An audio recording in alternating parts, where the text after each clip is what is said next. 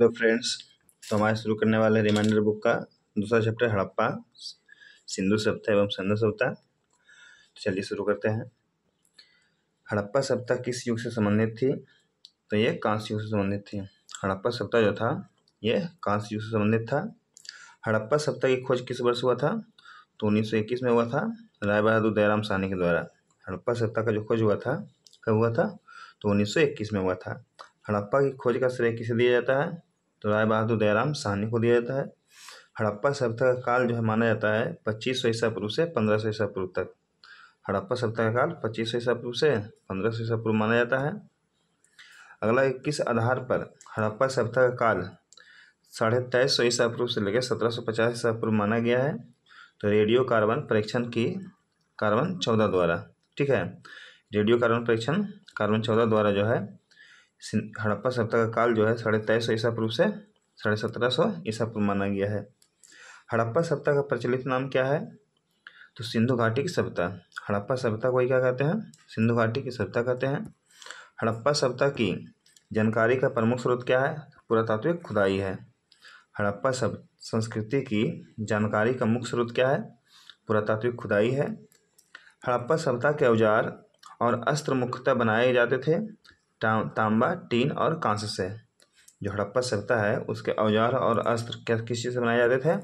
तो तांबा, टीन और कांस्य से बनाए जाते थे। भारत में चांदी की उपलब्धता के प्राचीनतम साक्ष्य मिलते हैं तो हड़प्पा संस्कृति से मिलता है। जो भारत में है चांदी की उपलब्धता के प्राचीनतम साक्ष्य कहाँ से मिलते हैं? हड़प्पा संस्कृति से मिलते हैं। हड़प्पा सभ्यता में खत्ती एवं भंडारगृह सबसे अधिक कहाँ पाए गए हैं? हड़प्पा में पाए गए हैं। हड़प्पा सभ्यता में खत्ती या भंडारगृह सबसे अधिक कहाँ पाए गए हैं? हड़प्पा में पाए गए हैं। अगला है कि किस हड़प्पा कालीन स्थल से पुजारी की प्रस्तर मूर्ति प्राप्त हुई है? तो मोहनजोदड़ो से प्राप्त हुआ है। किस हड़प्पा कालीन स्थल से पुजारी की प्रस्तर मूर्ति प्राप्त हुई है? मोहनजोदड़ो से प्राप्त हुई है। हड़प्पा में एक उन्नत जल प्रबंधन प्रणाली का पता कहाँ से चलता है? तो धौलावीरा से। हड़प्पा में एक उन्नत जल प्रबंधन प्रणाली का पता कहाँ से चलता है? धौलावीरा से। हड़प्पा के मिट्टी के बर्तनों पर किस रंग का प्रयोग हुआ है? लाल एवं काला। जो हड़प्पा है उसके मिट्टी के बर्तन पर किस रंग का प्रयोग हुआ है? तो लाल एवं काला का प्रयोग हुआ है। अगला है कि सिंध का नखलिस्तानी बाग हड़प्पा सभ्यता से किस पुरास्थल को कहा जाता है? तो मोहनजोदड़ो को। सिंध का नखलिस्तानी बाग हड़प्पा सभ्यता से किस पुरास्थल को कहा जाता है? तो मोहनजोदड़ो को कहा जाता है। मोहनजोदड़ो कहाँ है? तो ये सिंध में है। मोहनजोदड़ो कहाँ है? सिंध में है। मोहनजोदड़ो का स्थानीय नाम जो है इसे क्या कहते हैं? मृतकों का टीला कहते हैं। मोहनजोदड़ो को स्थानीय भाषा में क्या कहते हैं? मृतकों का टीला। हड़प्पा वासी किस वस्तु के उत्पादन में सर्वप्रथम थे? तो कपास के। जो हड़प्पा वासी थे वो कपास के उत्पादन में क्या थे? सर्वप्रथम थे। अगला है कि हड़प्पा सभ्यता में भगवान शिव की पूजा किस रूप में की गई है? तो पशुपति के रूप में। हड़प्पा सभ्यता में भगवान शिव की पूजा होती थी तो वह किस रूप में होती थी? पशुपति के रूप में होता था। हड़प्पा सभ्यता से संबंधित स्थल मालवन कहाँ स्थित है? तो ये गुजरात में है। हड़प्पा सभ्यता से संबंधित स्थल मालवन कहाँ स्थित है? गुजरात में है। हड़प्पा लिपि में कौन सा लिपि सर्वाधिक साम्य रखती है? तो द्रविड़ लिपि। जो हड़प्पा लिपि था वो अभी वर्तमान में कौन सा लिपि से अधिक समानता रखता था? तो द्रविड़ लिपि था। द्रविड़ लिपि जो है ये दक्षिण भारत की लिपि है। कहाँ की है? दक्षिण भारत की लिपि है। अगला है कि हड़प्पा संस्कृति के स्थलों का सर्वाधिक संकेंद्रण किस नदी के किनारे प्राप्त हुआ है? तो हखड़ा एवं सरस्वती नदी के किनारों पर। जो हड़प्पा संस्कृति के स्थलों का सर्वाधिक संकेंद्रण किस नदी के किनारे प्राप्त हुआ है? तो हखड़ा एवं सरस्वती नदी के किनारों पर हुआ है। हड़प्पा की मुहर बनी होती थी तो सेलखड़ी की बनी होती थी। हड़प्पा में जो मुहर होता था वह किस चीज़ का बना होता था? सेलखड़ी का बना होता था। किस पुरातत्वविद ने सिंधु घाटी सभ्यता स्थल मोहनजोदड़ो की प्रारंभिक खोज की? रखालदास बनर्जी किए थे। किस पुरातत्वविद ने सिंधु घाटी सभ्यता स्थल मोहनजोदड़ो की प्रारंभिक खोज की थी? रखालदास बनर्जी। सिंधु सभ्यता का सर्वाधिक उपयुक्त नाम क्या है? तो हड़प्पा सभ्यता। जो सिंधु सभ्यता है उसका सर्वाधिक उपयुक्त नाम क्या है? हड़प्पा सभ्यता नाम है। अगला है कि सिंधु सभ्यता किस युग से संबंधित है? तो आद्य ऐतिहासिक युग से संबंधित है। सिंधु सभ्यता किस युग से संबंधित है? आद्य ऐतिहासिक युग से संबंधित है। सिंधु सभ्यता का कौन सा स्थल भारत में स्थित है? लोथल। सिंधु सभ्यता का कौन सा स्थल भारत में स्थित है? तो लोथल है। सिंधु घाटी की सभ्यता मुख्यतः कैसी थी? शहरी थी। सिंधु घाटी की सभ्यता जो है कैसा सभ्यता था? तो शहरी सभ्यता था। सिंधु घाटी सभ्यता किस रूप में जानी जाती है? नगर नियोजन के रूप में। सिंधु घाटी की सभ्यता किस रूप में जानी जाती है? तो नगर नियोजन के रूप में। सिंधु सभ्यता के लोगों का मुख्य व्यवसाय क्या था? कृषि था। सिंधु सभ्यता के लोगों का मुख्य व्यवसाय क्या था? कृषि था। सिंधु घाटी सभ्यता के व्यक्तियों का मुख्य आहार क्या था? गेहूँ। सिंधु घाटी सभ्यता के व्यक्तियों का मुख्य आहार क्या था? तो गेहूँ था। और मुख्य व्यवसाय था कृषि। सिंधु घाटी सभ्यता के लोगों का प्रमुखता किस धर्म पर आधारित था? तो हो जाएगा मातृदेवी की पूजा। सिंधु घाटी की सभ्यता के लोगों का धर्म प्रमुखता किस पर आधारित था? तो मातृदेवी की पूजा पर आधारित था। अगला क्वेश्चन देखते हैं। आगे दिया हुआ है कि हड़प्पा कालीन जो स्थल है उसका खोज जो हुआ था कौन किया था, कब किया गया था, उसके बारे में है। तो चलिए देख लेते हैं कि हड़प्पा का खोज जो है दयाराम साहनी एवं माधव स्वरूप ने किया था। 1921 में किए थे। ये रावी नदी किनारे है। मोहनजोदड़ो का खोज जो है रखालदास बनर्जी ने किए थे। सुतकांगी डोर का खोज R.L. स्टाइन। चंदुद्रो का N.C. मजुमदार। रंगपुर का माधव स्वरूप बस एवं रंगनाथ राव किए थे। कालीबंगा का ए घोष किए थे। कालीबंगा कौन किया था? ए घोष। कोटदीजी का फजल अहमद। रोपड़ का यज्ञदत्त शर्मा। रोपड़ का खोज किसने किया था? यज्ञदत्त शर्मा ने। लोथल का S.R. राव किए थे। आलमगीरपुर का यज्ञदत्त शर्मा, यानी कि रोपड़ और आलमगीरपुर का यज्ञदत्त शर्मा हो जाएगा। मित्ता थल का पंजाब विश्वविद्यालय। सुतकोटदा का जगपति जोशी। बनमाली का रविंद्र सिंह बिष्ट। धौलावीरा का रविंद्र सिंह बिष्ट। और मोहनजोदड़ो जो था ये सिंधु नदी किनारे था। सुतकांगी डोर दासक नदी किनारे। चंदुद्रो जो था ये सिंधु नदी किनारे। रंगपुर मादर नदी किनारे। कालीबंगन जो था घग्गर नदी किनारे। कोटदीजी सिंधु नदी किनारे। रोपड़ हो जाएगा सतलज। लोथल हो जाएगा भोगवा नदी किनारे। आलमगीरपुर हिंडा नदी किनारे। फिर बनमाली है, बनमाली जो है रंगोई नदी किनारे है। और धौलावीरा लूनी नदी के किनारे है। आगे देखते हैं। आगे दिया हुआ है कि सिंधु काल में विदेशी व्यापार जो होता था तो उससे आयातित वस्तुएं होता था और कहाँ कहाँ से आता था इसके बारे में दिया गया है। तो सोना का जो आयात होता था कहाँ से होता था? कर्नाटक, अफगानिस्तान और ईरान से होता था। सोना का जो आयात होता था कहाँ से होता था? कर्नाटक, अफगानिस्तान और ईरान से होता था। चांदी का अफगानिस्तान और ईरान दोनों जगह से होता था। सोना का कर्नाटक, अफगानिस्तान, ईरान। चांदी का अफगानिस्तान, ईरान। तांबा का खेतड़ी, बलूचिस्तान, ओमान। तांबा का कहाँ से होता था? खेतड़ी, बलूचिस्तान और ओमान से। टीन का अफगानिस्तान, ईरान से होता था। टीन का अफगानिस्तान, ईरान। यानी ये कह लीजिए आप कि टीन और चांदी का कहाँ से होता था? अफगानिस्तान से होता था। सीसा का ईरान, अफगानिस्तान, राजस्थान। गोमेद का सौराष्ट्र। गोमेद कहाँ से होता था? सौराष्ट्र का। और लाजवर्द होता था मेसोपोटामिया से। आगे देखते हैं। सिंधु सभ्यता के घर किसके बनाए जाते थे? तो ये ईंटों से बने थे। सिंधु घाटी के घर जो थे, सिंधु सभ्यता के घर जो थे किसके बने थे? तो ईंटों के बने थे। सिंधु घाटी सभ्यता की लिपि कैसी थी? तो पढ़ी नहीं जा सकती थी। ऐसा लिपि था जो आज तक पढ़ा नहीं जा सका है। सिंधु घाटी के लोगों का संबंध किससे था? तो सुमेरिया से था। सिंधु घाटी के जो लोग थे उनका संबंध किस सभ्यता से था? सुमेरिया से था। सिंधु घाटी के लोग सामान्यतः किस पशु से परिचित नहीं थे? तो ये गाय से परिचित नहीं थे। सिंधु घाटी के लोग जो थे किस पशु से परिचित नहीं थे? तो गाय से परिचित नहीं थे। सिंधु घाटी की सभ्यता में घोड़े के अवशेष कहाँ से मिले हैं?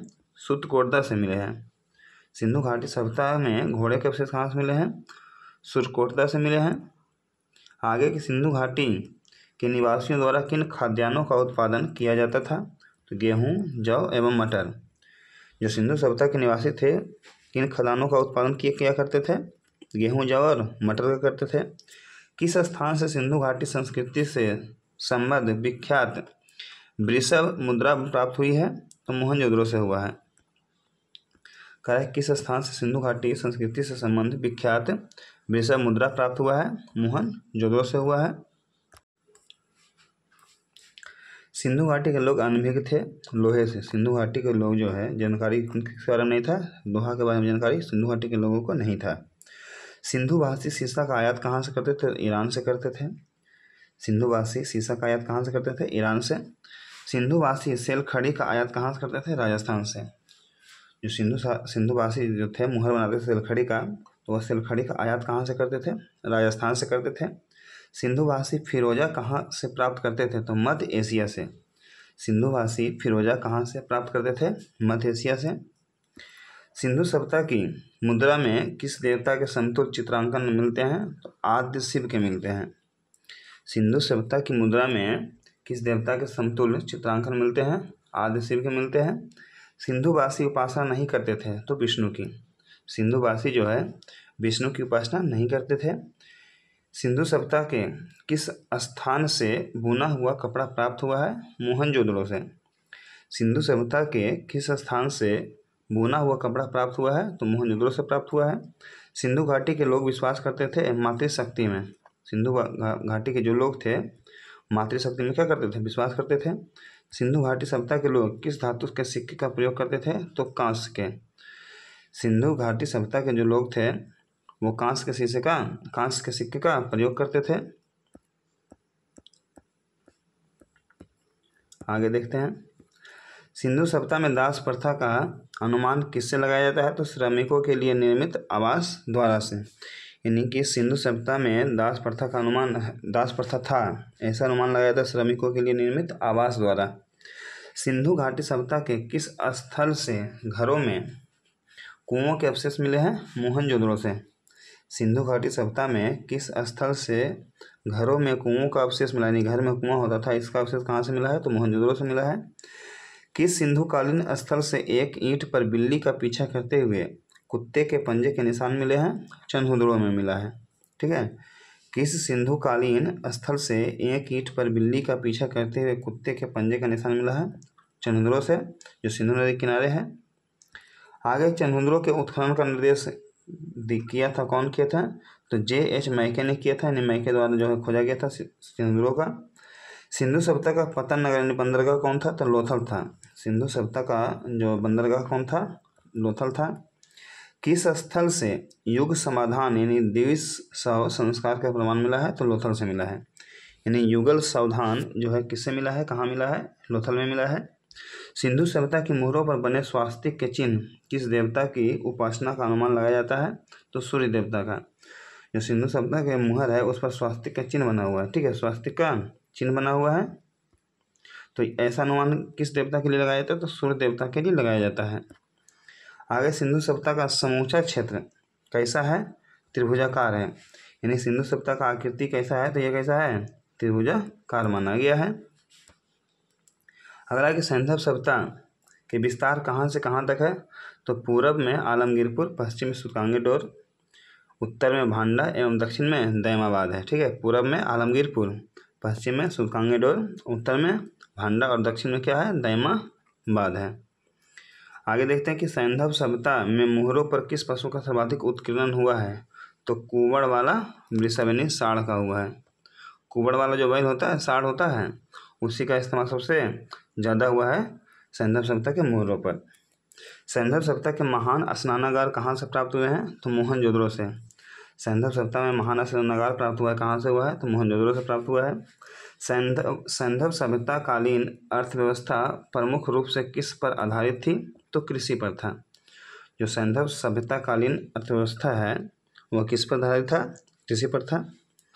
1953 में बीबी लाल तथा B.K. थापर के निर्देशन में किस सैंधव सभ्यता स्थल का उत्खनन किया गया, खुदाई हुआ, तो कालीबंगन का। ठीक है, 1953 में B.B. लाल और B.K. थापर के निर्देशन में किस सैंधव स्थल का उत्खनन किया गया, कालीबंगन का किया गया, जो घाघरा नदी किनारे है। पंजाब में कौन कौन से सैंधव स्थल से हड़प्पा, रहमान ढेरी, सरायखोला और जलीलपुर है। पंजाब में कौन कौन सा सैंधव स्थल है, हड़प्पा है, रहमान ढेरी है, सरायखोला और जलीलपुर है। सैंधव निवासियों के धार्मिक जीवन में कौन सा तत्व विद्यमान नहीं था, तो विशिष्ट मूर्ति की पूजा, यानी कि मूर्ति की पूजा उस समय नहीं किया जाता था। ठीक है, सैंधव निवासियों के लिए धार्मिक जीवन में कौन सा था? तो विद्वान नहीं था, तो विशिष्ट मूर्ति की पूजा नहीं था। सैंधव सभ्यता के निवासियों द्वारा किस धातु का प्रयोग सर्वाधिक किया गया है? तो कांस्य का। जो सैंधव सभ्यता के लोग थे वो सबसे अधिक किस धातु का प्रयोग किए हैं? कांस्य का किए हैं। सैंधव निवासियों के लिए किस वस्तु का आयात सबसे महत्वपूर्ण था? तो धातु एवं बहुमूल्य पत्थर। सैंधव निवासियों के लिए किस वस्तु का आयात सबसे महत्वपूर्ण था? कौन सा था? तो धातु एवं बहुमूल्य पत्थर था। सैंधव सभ्यता के लोग किस धातु से परिचित नहीं थे? तो ये लोहा से परिचित नहीं थे, लोहा के बारे में जानकारी नहीं था। आगे देखते हैं, सैंधव सभ्यता को कहाँ के लोग बसाया था? तो भूमध्य सागरीय लोग बसाए थे। सैंधव सभ्यता जो है कहाँ के लोग बसाए थे? भूमध्य सागरीय लोग बसाए थे। सैंधव सभ्यता के लोग कौन कौन से सामान का उपयोग आभूषण के रूप में करते थे? सोना, चांदी, ताम्र, हाथी दांत और हड्डियाँ को। कह रहा है कि सैंधव सभ्यता के लोग आभूषण के रूप में कौन कौन से धातु का इस्तेमाल करते थे? कौन कौन से सामान का? तो हो जाएगा सोना, चांदी, ताम्र, हाथी दांत और हड्डी। सैंधव सभ्यता से संबद्ध किस स्थलों से चावल की खेती का प्रमाण मिला है? तो लोथल एवं रंगपुर से। यानी क्वेश्चन पूछेगा कि चावल की खेती का प्रमाण कहाँ कहाँ से मिला है? तो लोथल और रंगपुर से मिला है। आगे, किस फसल के उत्पादन के संबंध में सैंधव स्थलों से कोई प्रमाण नहीं मिला है? तो दाल। यानी दाल का जो है इस्तेमाल होता था, इसका दाल का उत्पादन होता था, ऐसा प्रमाण कहीं से नहीं मिला है। अगला है, सैंधवकालीन नगरों में किन दो नगरों का प्रयोग संभवतः राजधानी के रूप में किया गया था? तो हड़प्पा और मोहनजोदड़ो का। यानी सैंधवकालीन जो नगर था तो उसमें दो नगरों का प्रयोग जो है राजधानी के रूप में किया गया था, तो हड़प्पा और मोहनजोदड़ो का। सैंधवकालीन मुहरों से जानकारी मिलती है लिपि और धर्म की। ठीक है, सैंधवकालीन जो मुहर था सिलखड़ी का बना होता था, तो उससे किसकी जानकारी मिलता है? लिपि और धर्म का। किस सैंधवकालीन पुरास्थल से हाथी दांत की बनी वस्तुएं मिली है? तो लोथल से मिला है, क्योंकि हाथी के दांत जो है आभूषण के रूप में प्रयोग होता था। किस सैंधवकालीन पुरास्थल से हाथी दांत की बनी वस्तुएं मिली है? तो लोथल से मिला है। अगला देखते हैं कि अब तक सैंधव संस्कृति के कितने पुरास्थलों का उत्खनन हो चुका है? तो 2501 का हो चुका है। अब तक सैंधव संस्कृति के कितने पुरास्थलों का उत्खनन हो चुका है? 2501। सैंधव सभ्यता की ईंटों का अलंकरण किस स्थान से मिला है? कालीबंगन से मिला है। सैंधव सभ्यता की ईंटों का अलंकरण किस स्थान से मिला है? कालीबंगन। प्राक सैंधव संस्कृति थी, ग्रामीण थी। जो प्राक सैंधव संस्कृति कैसा था? ग्रामीण था। अगला, नवपाषाण युग की कौन सी विशेषता है? तो प्रारंभिक कृषि संस्कृति है। नवपाषाण युग की कौन सी विशेषता है? प्रारंभिक कृषि संस्कृति। यानी कि नवपाषाण युग में ही कृषि का क्या हुआ था? शुरुआत हुआ था। भारत में खोजा गया सबसे पहला पुराना शहर कौन सा है? तो हड़प्पा है। भारत में खोजा गया सबसे पुराना शहर कौन सा है? हड़प्पा है। भारत में चांदी की उपलब्धता के प्राचीनतम साक्ष्य मिलते हैं हड़प्पा संस्कृति से। भारत में चांदी की उपलब्धता के प्राचीनतम साक्ष्य मिलते हैं हड़प्पा की संस्कृति से। कालीबंगन कहाँ? ये राजस्थान में है, घग्गर नदी के किनारे है। कालीबंगन कहाँ है? ये राजस्थान में है, घग्गर नदी के किनारे। पुरापाषाण काल में सावधान को कौन सी प्रवृत्तियाँ प्रचलित थी? तो मानव के साथ कुत्ते को गाड़ना है। यानी कि पुरापाषाण काल में जो है सावधान, जब मुर्दे को कौन सा प्रवृत्तियाँ प्रचलित थी? तो मानव के साथ क्या है? कुत्तों को भी गाड़ा जाता था। नवपाषाण काल की धार्मिक प्रथा के संबंध में कौन से भी लक्षण स्पष्ट रूप से परिलक्षित होते थे? तो मातृदेवी की पूजा। इन नवपाषाण काल में जो है सबसे ज़्यादा किसकी पूजा होती थी? तो मातृदेवी की पूजा होती थी। मोहनजोदड़ो की सर्वाधिक चौड़ी सड़क जिसे राजपथ कहा जाता था उसकी चौड़ाई कितनी है? 10 मीटर है। मोहनजोदड़ो की सर्वाधिक चौड़ी सड़क जिसे राजपथ कहा जाता था उसकी चौड़ाई 10 मीटर है। भारत में सर्वप्रथम पाषाणकालीन सभ्यता की खोज कब प्रारंभ की गई थी? 1863 में। भारत में सर्वप्रथम पाषाणकालीन सभ्यता की खोज कब प्रारंभ हुआ था? 1863 में हुआ था। भारत में जानवर पालने की शुरुआत कब हुई थी? मध्यपाषाण काल में। भारत में जानवर पालने की शुरुआत कब हुई थी? मध्यपाषाण काल में हुआ था और सबसे पहले कुत्ता को पाला गया था। अगला है कि भारत में नवपाषाण युग का प्रारंभ कब से माना जाता है? तो 7000 ईसा पूर्व के लगभग माना जाता है। भारत में नवपाषाण काल युग का प्रारंभ कब से माना जाता है? 7000 ईसा पूर्व के लगभग माना जाता है। सर्वप्रथम पूर्व पाषाणकालीन उपकरण भारत में किस स्थल से खोजा गया था? तो दक्षिण भारत की कोर्टलायर नदी के घाटी से। सर्वप्रथम पूरा पाषाणकालीन उपकरण भारत में किस स्थान से खोजा गया? तो दक्षिण भारत की कोर्टलायर नदी की घाटी से। सर्वप्रथम पाषाणकालीन उपकरण को खोजने का श्रेय किसे दिया जाता है? तो डी टेरा को दिया जाता है। किसको दिया जाता है? डी टेरा को दिया जाता है। अगला है, किस नवपाषाणकालीन स्थल से मालिक के साथ कब्रों में कुत्ते को भी दफनाए जाने का अवसर प्राप्त हुआ है? ये बोरझोम में हुआ है। बोरझोम में क्या था कि मालिक के साथ कुत्ते को भी कब्र में दफना दिया जाता था। अगला, किस हड़प्पाकालीन स्थल से एक ईंट पर बिल्ली का पीछा करते हुए कुत्ते के पंजे के निशान मिले हैं? चंदुरों से मिला है। चंदुरों को उत्खनन करने का निर्देश कौन दिया था? J.H. मैके ने दिया था। किस नवपाषाणकालीन पुरास्थल से नवपाषाण के साथ साथ ताम्र तथा लौह संस्कृति के भी अवशेष मिलते हैं? कोलडीहिवा से मिलता है। किससे मिलता है? कोलडीहिवा से मिलता है। आगे की पक्की मिट्टी के बने हल का एक प्रतिरूप कहाँ से प्राप्त हुआ है? बनमाली से प्राप्त हुआ है। कहाँ से हुआ है? बनमाली से। पक्की मिट्टी के बने हल का एक प्रतिरूप कहाँ से मिला है? बनमाली से। वैसे स्थान जहाँ से उत्खनन में तांबे की मुहरें प्राप्त हुई? हड़प्पा। यानी हड़प्पा ऐसा स्थल है जहाँ से तांबा का मुहर मिला है। किस हड़प्पाकालीन स्थल से पुजारी का प्रस्तर मूर्ति मिला है? तो हड़प्पा से मिला है। किस हड़प्पाकालीन स्थल से पुजारी का प्रस्तर मूर्ति प्राप्त हुआ है? हड़प्पा से प्राप्त हुआ है। आगे देखते हैं।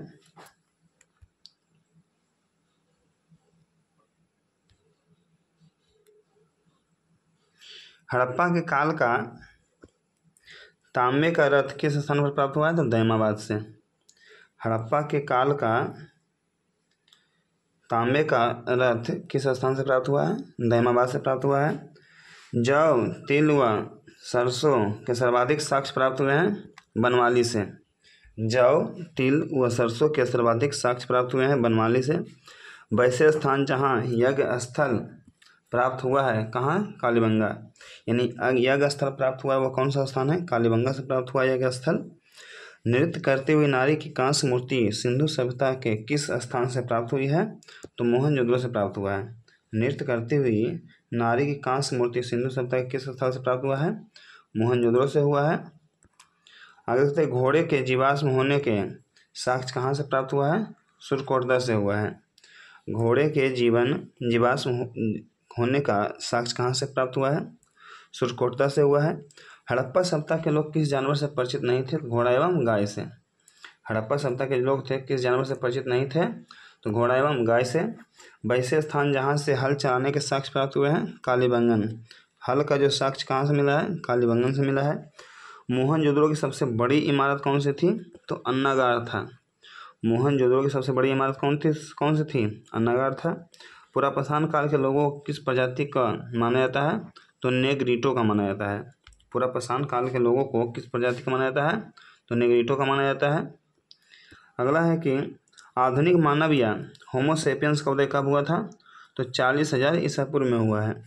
आधुनिक मानव या होमोसेपियन का उदय कब हुआ है? 40,000 ईसा पूर्व। पुरापाषाण काल के औजार किसके बने होते थे? तो पत्थर के। पुरापाषाण काल के औजार किसके बने होते थे? पत्थर के बने होते थे। मानव द्वारा बनाया जाने वाला प्रथम औजार क्या था? कुल्हाड़ी था। मानव द्वारा बनाया जाने वाला प्रथम औजार कुल्हाड़ी था। पुरापाषाण काल को अन्य किस नाम से जाना जाता है? तो आखेट युग यानी शिकारी युग इसे कहते हैं, क्योंकि इस समय क्या होता था? लोग शिकार किया करते थे। ठीक है, शिकार करके कच्चा मांस खाते थे जानवरों का। अगला, किस काल को फलक संस्कृति के नाम से भी जाना जाता है? तो मध्य पुरापाषाण काल को। किस काल को फलक संस्कृति के नाम से भी जाना जाता है? मध्य पुरापाषाण काल को। निएंडरथाल मानव उद्भव किस काल में हुआ है? तो मध्य पुरापाषाण काल में हुआ है। निएंडरथाल मानव उद्भव किस काल में हुआ है? तो मध्य पुरापाषाण काल में हुआ है। पुरापाषाण काल में मानव का मुख्य पेशा क्या था? आखेट यानी शिकार था। पुरापाषाण काल में मानव का मुख्य पेशा क्या था? आखेट था यानी शिकार था। अगला कि पशुपालन का प्रारंभ किस काल में हुआ है? मध्यपाषाण काल में। पशुपालन शुरू कब हुआ था? मध्यपाषाण काल में। मध्यपाषाण काल के सबसे प्रमुख लक्षण क्या है? लघु औजार यानी छोटे छोटे औजार हुआ करते थे। मध्यपाषाण काल का सबसे प्रमुख लक्षण कौन सा है? तो लघु औजार या छोटे छोटे औजार हुआ करते थे। कृषि कार्य की शुरुआत कब हुआ था? तो नवपाषाण काल में हुआ था। कृषि कार्य का शुरुआत कब हुआ है? तो नवपाषाण काल में हुआ है। चाक या पहिए का आविष्कार किस काल में हुआ है? तो नवपाषाण काल में हुआ है। चाक या पहिए का आविष्कार कब हुआ है? नवपाषाण काल में हुआ है। नवपाषाण काल के किस स्थल से युगल सावधान अवशेष प्राप्त हुए हैं? तो नागार्जुन कोंड से हुआ है। नवपाषाण काल के किस स्थल से युगल सावधान का अवशेष प्राप्त हुआ है? नागार्जुन कोंड से प्राप्त हुआ है। मातृ देवी की प्रतिमा कहाँ से प्राप्त हुई है? इनाम गांव महाराष्ट्र से। मातृ देवी की प्रतिमा कहाँ से प्राप्त हुई है? इनाम गांव महाराष्ट्र से। भवन निर्माण कला की शुरुआत किस काल में हुआ है? तो नवपाषाण काल में हुआ है। भवन निर्माण कला की शुरुआत कब हुआ है? नवपाषाण काल में हुआ है। आगे है कि पूरा पाषाण काल, मध्यपाषाण काल और नवपाषाण काल में चित्रकारी का एकमात्र साक्ष्य कहाँ से प्राप्त हुआ है? तो भीमबेटका से हुआ है। कहाँ से हुआ है? भीमबेटका से हुआ है। पूरा पाषाण काल, मध्यपाषाण काल और नवपाषाण काल में चित्रकारी का एकमात्र साक्ष्य कहाँ से प्राप्त हुआ है? भीमबेटका से हुआ है। तो ये चैप्टर, दूसरा चैप्टर था और समाप्त हुआ।